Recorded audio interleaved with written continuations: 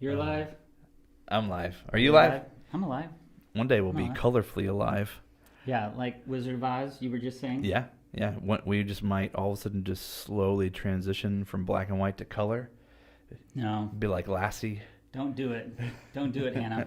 I remember watching black and white Lassies Yeah, on of a course. TV that you would punch the buttons, just ping, Yeah. ping, and when you turn it on, it went pa, It would pop. and then in the whole room would just Yeah. just light up with light.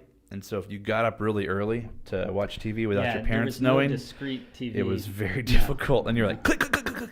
Yeah. Turning the volume knob And down. you just cranked and yeah. All right, well, hey, welcome to Live from the Bunker. Today we're talking about the art of the deadline, and so JT. Yeah, don't freak out. Don't freak out. No. Don't freak out because of the word deadline. No, I know, but when you're talking about agency life and doing creative work as we do, deadlines, they kind of matter a little bit. They do matter. People expect you You to have hit good, those. healthy deadlines, good, healthy goals. Yeah, for sure. So your deadline experience, something that is memorable to you that sticks out. All right. So there was one moment in 2008 where all of these things that I'm about to tell you collided.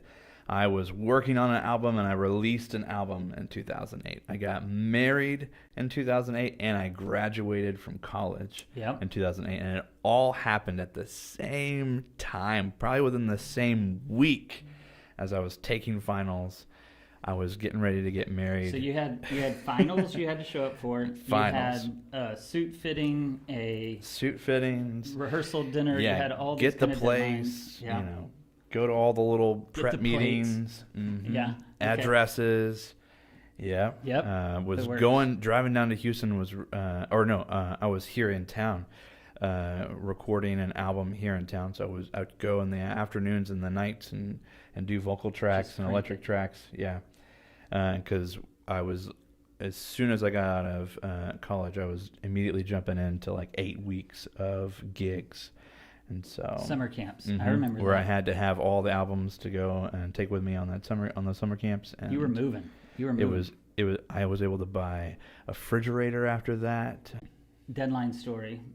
JT, I've not always been the paragon of personal responsibility and attention to detail that you know me to be now. Oh, really? Right? Tell us more. In college, I remember distinctly showing up late for a final exam. I remember waking up late and, sorry, is this mic the right? Sorry. I remember, I just remember freaking out and running did you wake up late, to or get did a you paper into a purposefully? professor, and I didn't even have a shirt on. Oh. Yeah, that's right. That Wow. happened to me. Slam it onto the desk Whole and different keep age. going. All right, so you take it today. JT, can you take it? Let me hit start. Hit start. And I'll pause and jump in. You do it. The setup, professional services, and governed governed. by a gravitational pull called deadlines. Those The scopes of work. and Those contract the reference. scopes of work. Yeah. Oh my gosh, there's typos in here. Nope, All I'm right. gonna need you to do it. All right. Those scopes of work online. Woo! Have we been close though, JT? We were close. When? Let's see. Was it are we allowed to say? Was it a TexAgs thing, or was it a No. on-campus thing, or what was It was it? an on-campus thing, but we got there. All right. This seems painfully obvious to some, but to young creative talent, this deadline concept has become increasingly fuzzy. It isn't a millennial problem or a Gen Z problem. To blame young people for their crappy training is needlessly insulting, and it misplaces the guilt. Young students are trained into their thinking by people who should know better. Okay? So I'm bag on different generations, and I'm not for it. They didn't do anything. I spent almost a decade as an educator in public and private schools, and I can say without batting an eye that the concept of a deadline is increasingly devalued and in many cases not upheld at all. Educators and administrators can't afford to see their students' GPAs or passing rates plummet by enforcing strict deadlines. It would just destroy the way those systems run. So grace periods are extended, a few points are docked, and everyone continues on their merry way. Universities do this as well. Grade inflation allows for it. I even saw it in grad school, if you can believe it. Grad school, man. I saw it in grad school. Dang. All right, so the thesis. So here is a thesis point for this edition. Deadlines with grace periods and dock points really aren't deadlines. The etymology of the line, a fixed moment in time on a timeline wherein the project is due or it is dead. Ooh. Yeah. Your work is due or your credibility is dead. The contract is dead. The expectations and faithful relationships are functionally dead. You either show up for the wedding moment or you don't. You did. Good job. I made You it. either board the airplane at that wedding that you had. Well, the one thing I wanted at my wedding was a cheesecake from the cheesecake. Well. That didn't happen. And it was pretty sad. But to this day, But every you did get some kind of a cheesecake. some kind of a cheesecake. Okay. Yeah. From a big box store on the highway. Yeah, it might have been like a Walmart? Maybe? or like a Kroger or something like that. Yeah, I'm sorry. it's all right. You know, you hit your deadlines that week of the wedding. I but did, but nobody no was one there for you. got the Jeez. deadline that I placed. In a world of very stiff competition where you earn your reputation like you earn your pay, that deadline means everything. Walking into a meeting or presentation with something almost complete or pushing a deadline with a shrug and the well-formed apologetic phrase doesn't really do the trick in the real world. It just doesn't. We don't allow it as an agency, and our clients have come to appreciate that over the years. The solution. How do you manage this real world of deadlines and do it without crushing people? Yeah, you have to know your schedule. Yep. You got to know what you're capable of, what you actually can do, right? And then you give yourself the right amount of time. And there's actually a benefit of doing this we've been at this 5 years because now it's not like you don't know how long things take. Sure. Yeah. All right. So the solution. Oh, I was going to let you know that I met a guy the other day who used to work at Copy Corner, and when I saw him, his name was Will. We recognized each other because he would see me even at midnight sometimes. Running in. Getting in there, getting my project done, so I would have it the next day. I bet you had your shirt on. I did. That's good. I did. And sandals, And probably. sandals, flip-flops. Yeah. The solution. So how do you ensure that deadlines remain deadlines? First, you train it into your culture. You talk about it, and then you re-talk about it, and then mention it once more just for kicks. Right. Second, you involve team members in the decision-making process and the establishment of deadlines.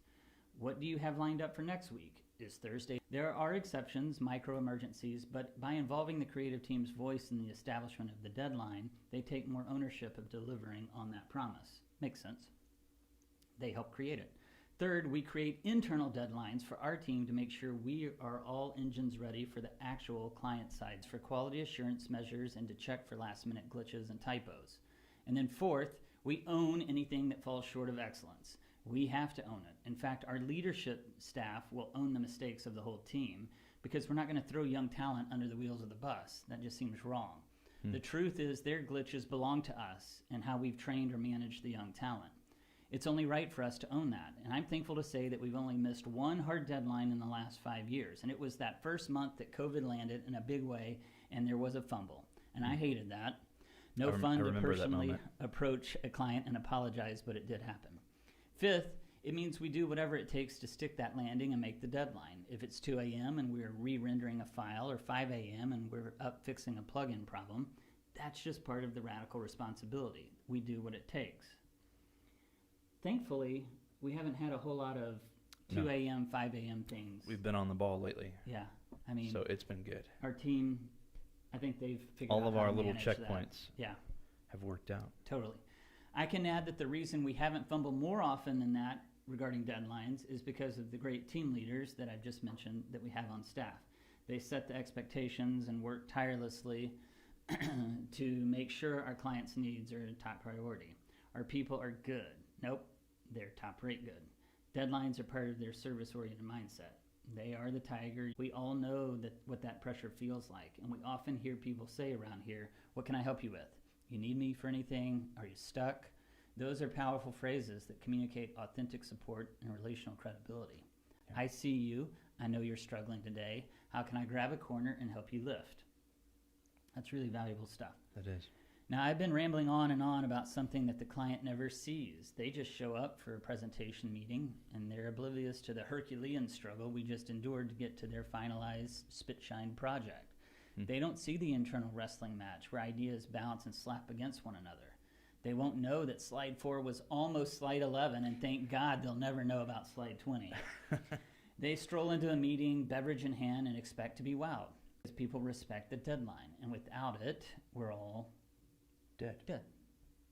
Bum, bum, bum. All right, now you had a What a point. word. Yeah. You had a point about, people So being if you don't actually take heard. a lot of these things that we just talked about and put them into place, like say in your place of business or when you set your own deadlines, there is a actual phrase that is called death by overwork. Oh, go on. Yeah. And 9% of the entire Earth's population actually, through study, dies because of being overworked. Okay. Yeah. So, delegating well. Gosh. So it's a real thing. People really have anxieties about deadlines. Oh, sure. Yeah. The So- anxiety is the flames at the feet. Yeah. Yeah.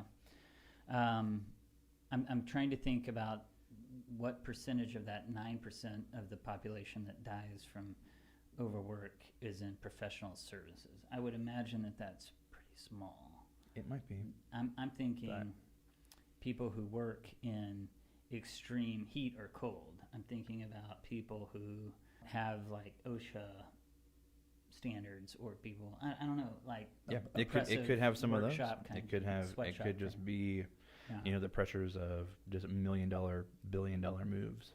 Yeah, Could be on people's shoulders. And I see. so, All right. but just want to toss that out there. And also, errors, workplace errors, when somebody feels like the failure of some contractor or company was on their shoulders. Mm-hmm.